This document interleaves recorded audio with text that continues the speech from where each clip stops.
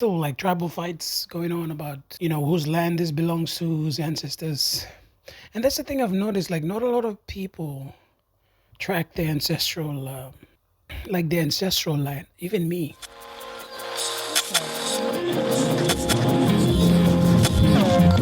Skydive. He can just do everything imaginable. Like Can he's, swim. yeah, exactly. He can just do so many things. He Yo, has the one. back again. Luda. Would be nice if it was there. Anyway, you see, it's like a ritual.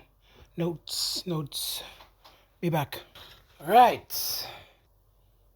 Okay, let's get to it. So I did a bunch of recordings like a few weeks ago, but I don't know.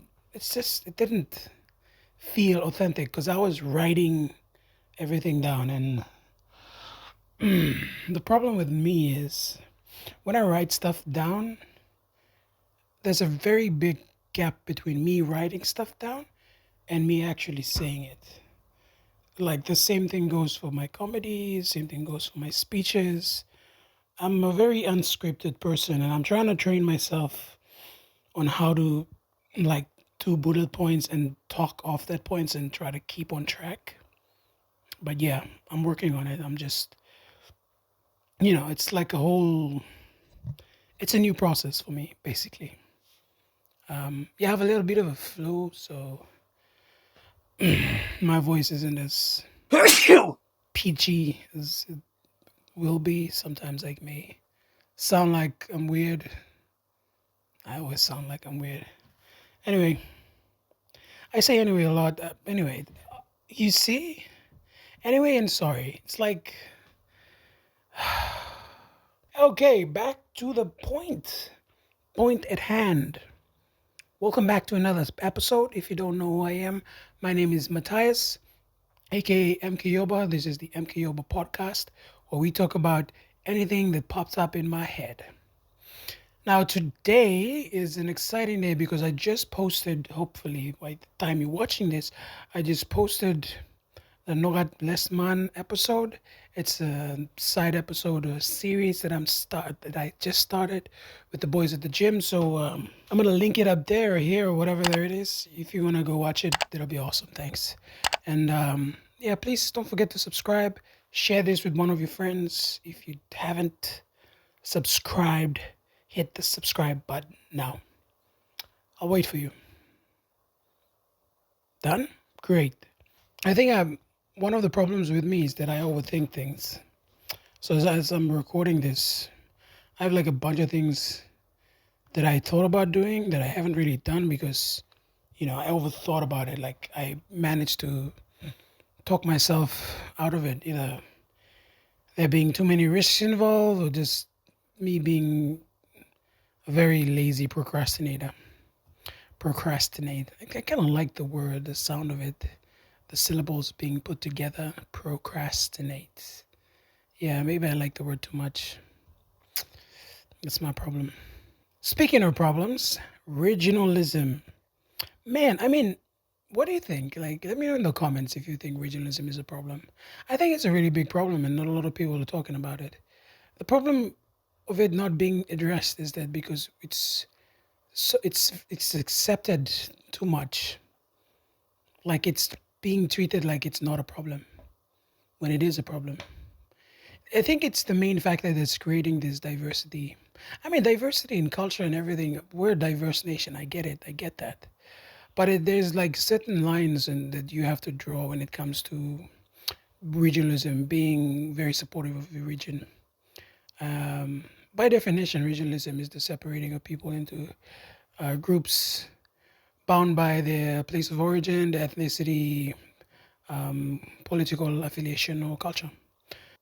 In simplest terms, if you Highlands, you Highlands, you Nambis, you Nambis. Even though we're part of the same ethnic group, which is the Melanesians, somehow we still say we're different ethnicities inside an ethnicity, which is mind-boggling to me. But anyway, I'm not too educated about this factions and how they, formed in the past.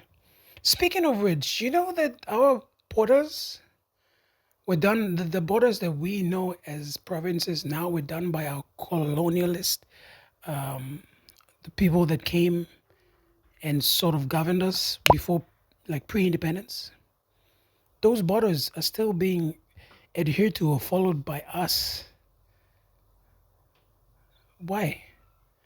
I mean, I get it. It's easy to get something that's already been done and do it, but there are some instances where land is being fought over on because it's believed that it's from those ancestors from that side of the province and not this side of the province. I mean, now it's a bit too late to fight about these things, given that many generations have. It's been married in many generations later, but still, like something has to be done.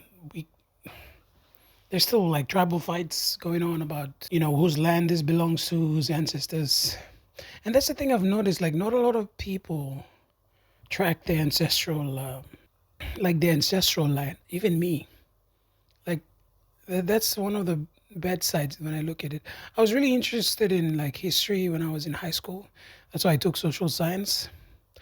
But the thing that I've learned was that history is told by the victors and those who wrote it down. So what we know and what we hear can be two different things, and what we read about can be really false. But because it's the only written proof that we know exists, it has become our truth. So it's like it's very, very, very troubling when I hear about this or when I think about it, because like history is written by the victors. You think about our war, right? The people that lost, why they were fighting, what was the reason for their what was the reason for the outburst or their actions in the first place. Like, we never talk about these things because they don't matter. They were wrong. Their intentions were not valid, or it's like they were on the wrong side of history basically, because they didn't win and they didn't write the story. So the narrative was driven to us, who are like, there's history as we know it now is so different to those who lived it, because it's the ones that was written to drive a certain narrative in society. Those are the type. I mean, I'm not a conspiracy theorist or anything like that, but those are the type of things that keep me up at night. Like, I sleep in, like, even to take it to like religious terms, like the Bible was written what, some 20,000 years ago. Like, we're in what, 2022 now. So before Christ, it was like a couple of centuries ago, right? And the Bible was written in the days of the apostles, and how it has been translated into the King James version.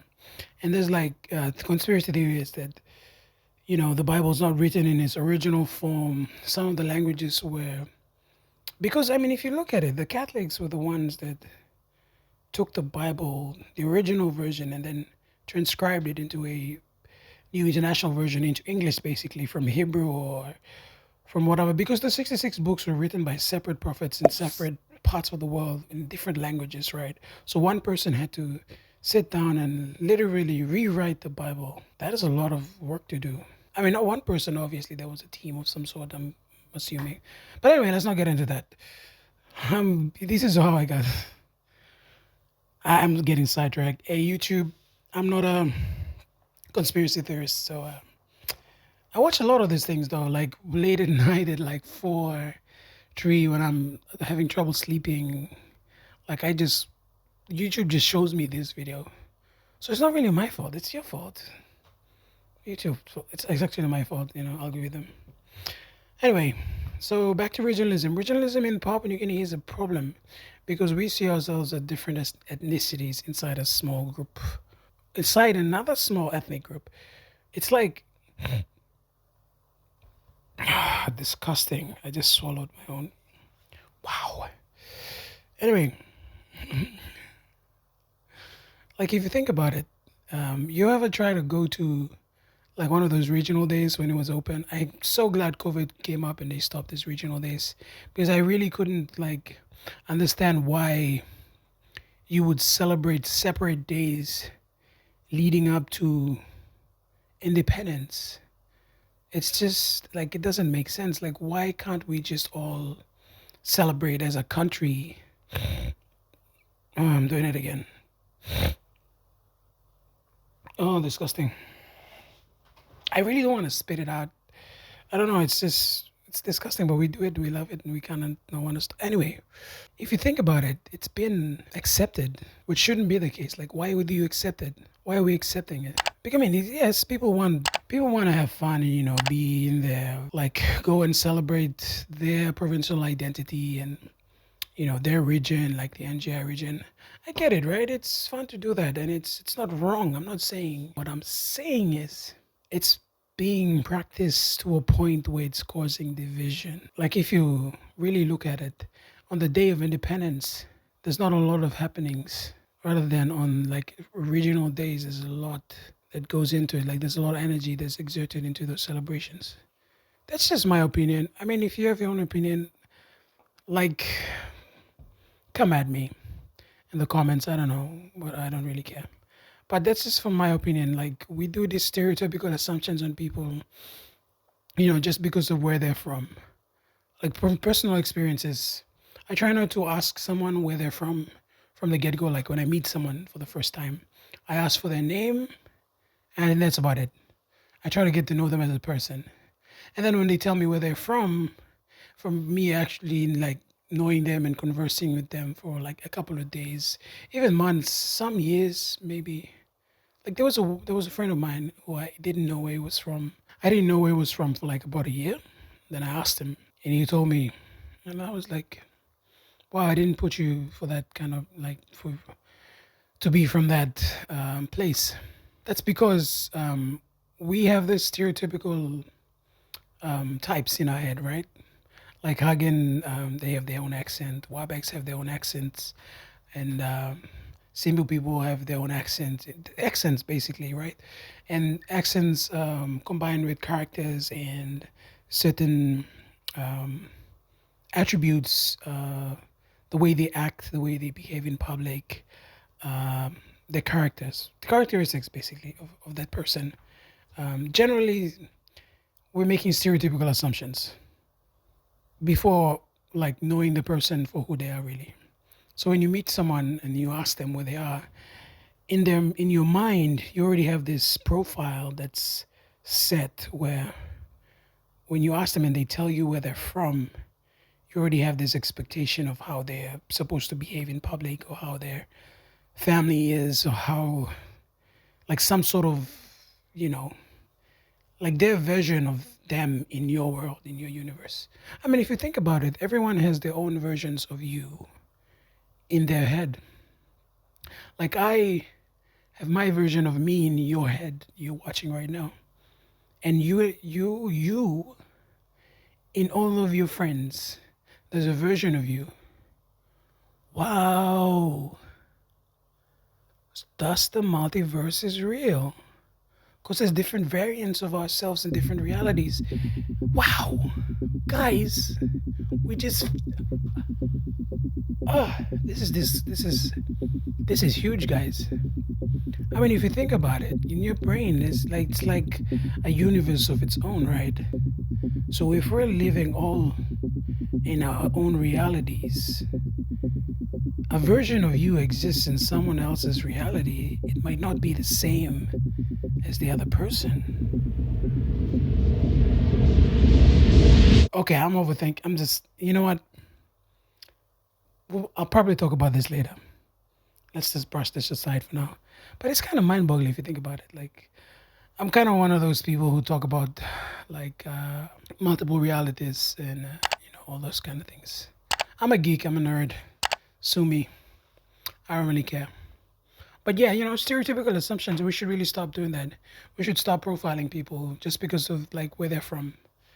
And yeah, like most people think I'm from like the coastal province, like Manus, but I'm from Simbu, and it's kind of hard to believe, but yeah, that's where I'm from. I don't behave sometimes like a single man, but it's kind of different because when I go and I like, I do this. I don't know if you do this, but if you do this, let me know. When I go to different ethnic groups, or not at, I'm doing it. It's like you see how deep this thing goes. It's already embedded in my brain.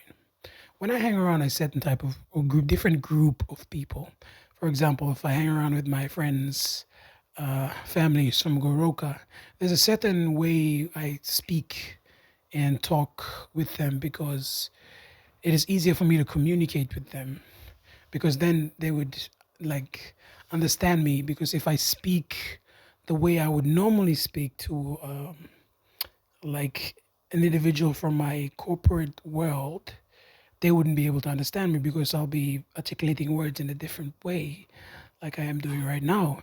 So when I'm talking to these people, like the people who aren't really educated or can't really speak as much English, put it simply, as I do, I try to speak to them in a dialect in like a very non-racist way.